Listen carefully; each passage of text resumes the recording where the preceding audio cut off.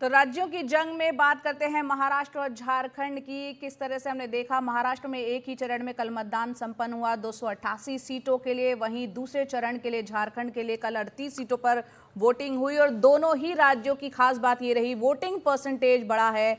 इसका विश्लेषण करने के लिए हमारे साथ खास मेहमान जुड़ रहे हैं।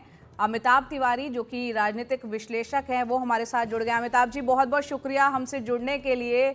तो दोनों ही राज्यों में अब चुनाव संपन्न हो गए हैं। वोटिंग परसेंटेज पर सबका ध्यान जा रहा है क्योंकि दोनों ही राज्यों में वोटिंग परसेंटेज बढ़ी है। हमारे ग्राउंड रिपोर्टर्स ने भी अपनी तमाम विश्लेषण दिया। आप पहली नजर में इस पर क्या कहेंगे? देखिए, क्या है कि पहली बात तो वोटिंग परसेंटेज बढ़ना एक नेचुरल फिनोमेनन है। इसका कारण ये है क्योंकि इलेक्शन कमीशन बहुत सारे एक्सरसाइजेस करता है, एनजीओ करते हैं, पॉलिटिशियंस करते हैं, सेलिब्रिटीज करते हैं, इंडोर्स करते हैं। तो एक नेचुरल इंक्रीज होना टर्नआउट में वाजिब है। दूसरा ये कि हम देख रहे हैं कि महिलाएं बढ़ चढ़कर वोट कर रही हैं। झारखंड में हमने देखा फेज 1 में लगभग 5% महिलाओं ने ज्यादा वोट किया है। तो क्योंकि महिलाएं ज्यादा वोट कर रही हैं, एक नेचुरल प्रोग्रेशन है, क्योंकि सब लोग अवेयरनेस फैला रहे हैं, वोट करिए, उसकी वजह से वोट बढ़ता है। तो जो वोट परसेंटेज 4% के करीब आप दिखा रहे हैं महाराष्ट्र में, उसमें से आप समझ लीजिए 1.5 से 2% तो नेचुरल प्रोग्रेशन है, ऑर्गेनिक ग्रोथ है जिसको कहते हैं। अब बाकी 1.5 से 2% जो है वो आपको आकलन करना होगा कि ये प्रो इनकम्बेंसी है कि ये एंटी इनकम्बेंसी है। और ये तो पता चलेगा जब रिजल्ट आएगा। लार्जली ज्यादा टर्नआउट एक एंटी इनकम्बेंसी का इशारा करती है। अगर आप महाराष्ट्र भी देखें तो 2004 का चुनाव अगर छोड़ दें तो जब जब टर्नआउट बढ़ा है तब तब सरकारें चेंज हुई हैं, और जब जब टर्नआउट घटा है 1999 से 2019 की बात कर रहा हूं मैं, तब तब सरकारें जो है वहां पर स्थिर रही हैं अगर टर्नआउट गिरता है तो ये सारी बातें हैं। अब इसका जो आकलन है वो रिजल्ट के बाद ही पता चलेगा, ऐसा कोई डायरेक्ट कोई रिलेशन नहीं है स्ट्रॉन्ग। जी, एग्जिट पोल की भी अगर बात की जाए, हरियाणा में हमने देखा था एग्जिट पोल से उलट जो है वो नतीजे रहे थे। तो अब एग्जिट पोल भी कहीं ना कहीं काफी बचते बचाते किए गए। आप कैसे देख रहे हैं इसको?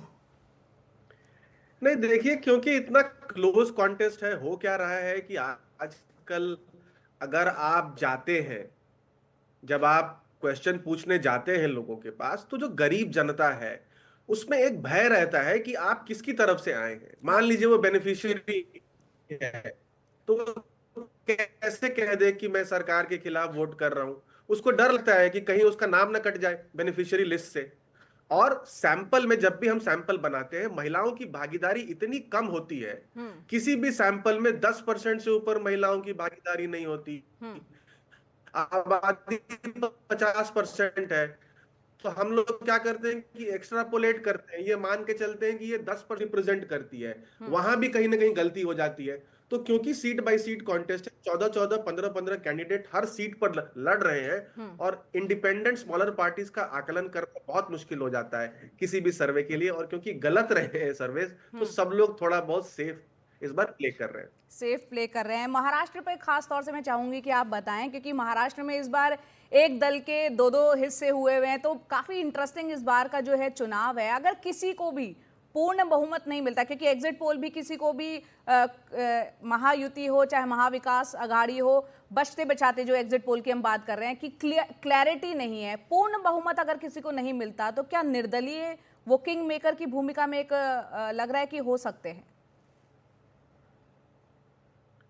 हाँ, देखिए, पहले भी महाराष्ट्र में लगभग 20-25 सीटें इंडिपेंडेंट्स और स्मॉलर पार्टीज जीतती हैं, और लगभग उनको 25% वोट शेयर मिलता है। हाँ। तो इस बार भी क्योंकि बहुत सारे इंडिपेंडेंट्स हैं, मैं एक आकलन कर रहा था जब देख रहा था, तो 139 सीटों पर किसी न किसी पार्टी का रेबल कैंडिडेट खड़ा है। अब उसका स्ट्रेंथ कुछ भी होता है, 1000, 2000, 5000, 10,000। तो इंडिपेंडेंट स्मॉलर पार्टी सिर्फ हम जीतने के लिए हम उनका एक आकलन करते हैं, वो सिर्फ जीतने के लिए नहीं लड़ रहे हैं, वो हराने के लिए भी लड़ रहे होते हैं। तो किस सीट पर किस गठबंधन को नुकसान पहुंचाते हैं, वो बहुत देखने वाली बात है। और अगर हंग होता है तो जरूर इंडिपेंडेंस और स्मॉलर पार्टीज का जो रोल है वो आ जाएगा, क्योंकि कोई भी ओवर आर्चिंग थीम इस चुनाव में नहीं है। लाडकी बहन योजना को छोड़ करके। हाँ। तो अगर योजना मध्य प्रदेश में चल जाती है हम्म। तो फिर हमको महायुति को एज मिलता है, और अगर वो नहीं चलता है, हाँ। उतना समर्थन नहीं मिलता है, उसमें कन्वर्ट नहीं होता है, तो कहीं ना कहीं महाविकास अघाड़ी को लगता है। चलिए, काफ़ी इंटरेस्टिंग रहेगा, नतीजे भी उतने ही, और इसके लिए काफ़ी एक कौतूहल लोगों में, बहुत एक उत्साह भी है। 23 तारीख वो दिन है, शनिवार का दिन, जब नतीजे सबके सामने होंगे। बहुत बहुत शुक्रिया अमिताभ तिवारी जी इस चर्चा को हमसे करने के लिए।